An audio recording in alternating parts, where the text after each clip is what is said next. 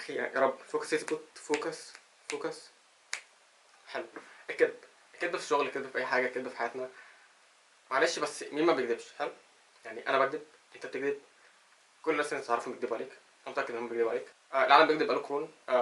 الدعايه كلهم بيكذبوا، معظم الشركات بتكذب، الدبلوماسيين بيكذبوا، السياسيين بيكذبوا، كل ده بيكذب. بس هو البياعين في كتير منهم بيكذبوا، حتى الناس برضو اللي بتشتري في منهم بيكذبوا. يعني في المستقبل ممكن اعمل فيديو تحليلي عن الكذب وازاي تكذب صح عشان تعرف توصل المعلومه اللي عندك بالظبط، او اللي مش معلومه بقى. ولكن حاليا باختصار عشان الكاميرا بتموت. بصوا معايا الكذبه دي، هي كذبه الكل صدقها بمعنى الكلمه. يعني هو الناس بتصدق كذبه ليه؟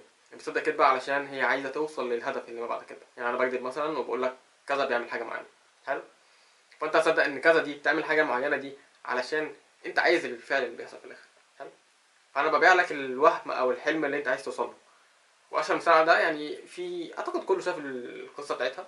في واحده كانت في 2013 عملت شركه وهي كان اسمها اليزابيث هومز، حلو.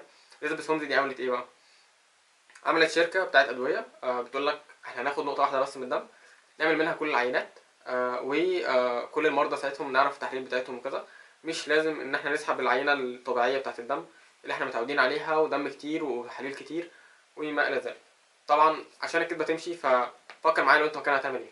اولا محتاج تلبس حاجه حلوه كده بالظبط، تبان فورمال ذكي جدا، تتكلم بثقه، تطلع في اجتماعات كتيره وتقول كذا وكذا وكذا، وتعمل دعايه للمشروع بتاعك. وطبعا فكر معايا كده اللي هو بالنسبه للقطاع الطبي، لما انت تاخد نقطه واحده بس تعمل بيها كل التحاليل اللي انت عايزها حرفيا، انت ما سحبتش دم كتير من المريض، موفر فلوس كتيره في مصاريف كتيره انت ما عملتهاش، وانت يعني بتوفر فلوس، فالشركات كلها هتيجي تدعمك عادي.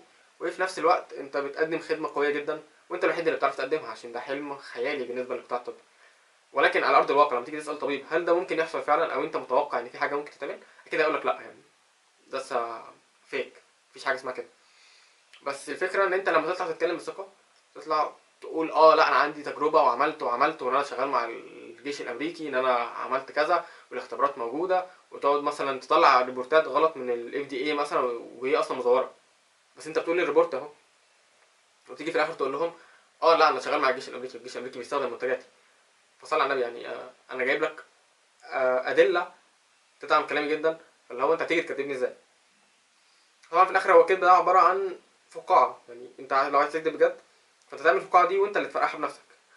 ولكن غالبا لو انت عامل فقاعه وفي مجال زي ده فالفقاعه كده كده هتفرقع في وشك. يعني طبعا في ناس كتيره دعمت المشروع ده بالملايين حرفيا، يعني هي تقريبا جالها دعم بحوالي 700 مليون دولار، وكنت الشركه نفسها وصلت ل 9 تريليون في البورصه. فالرقم بجد لازم ناخده بالجديه والاهميه دي. في الاخر هي اتحكمت بالسجن عليها، والشركه طبعا فلست وباظت علشان والشغل يا مصطفى. يعني انت عملت الدعايه صح، عملت كل حاجه صح، عملت برزنتيشن صح، اقنعت الناس بان هي تيجي تمولك، ماذا بعد؟ انت تقدم لهم المنتج. يعني هيجي وقت في الاخر وتيجي تقول لهم ده المنتج اللي انا عملته، هتسوف وهتقول انا عايز اعمل كذا، عايز اعمل كذا، وهتطلع والناس كلها هتصدقك. بس محتاجين نوصل لنتيجه، ساعتها هتبان الكذبه بتاعتك. يعني فلو عايز تكذب في حاجه ولكن الكذبه بتاعتك دي ما تكون الناس تصدقها فعلا، يا ريت ما تكونش مستنيه منك نتائج، علشان وقت النتيجه هتتفضح.